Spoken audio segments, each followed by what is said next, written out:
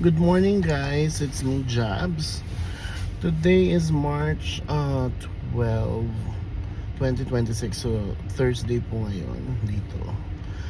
So, ito yung aking official first day back to work. Kasi dun po sa mga hindi nakakalam, last February 6, I was admitted at St. Paul's Hospital. So, nandun ako sa hospital for almost 3 weeks din. Um, Hindi ko alam kung nag-start na siya na hindi ako makahinga.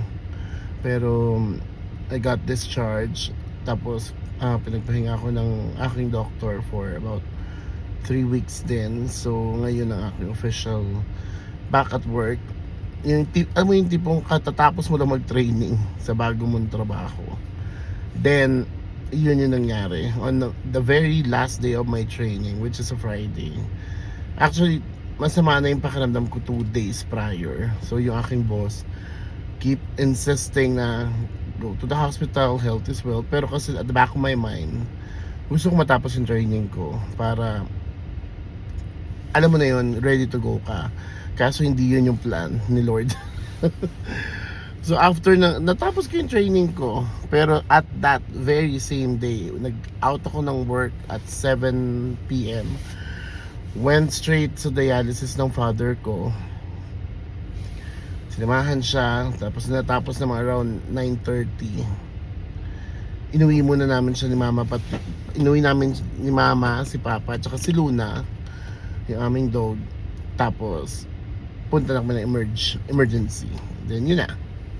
So I'll just have a separate vlog or separate video on that hospitalization. I just want to share that this is just my first day sa work. So I started here last January. So talagang pinanindigan ko yung new everything new.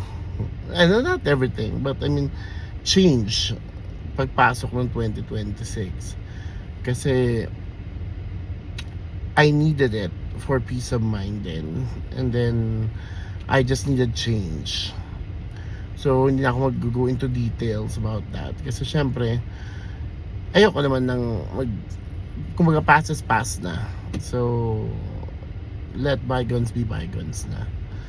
So ayun. So good morning po sa mga good morning po. Good afternoon, good evening kung saan man kayo na nakakapanood ng ating video. And happy Thursday and ingat po tayo palagi. God bless. Bye.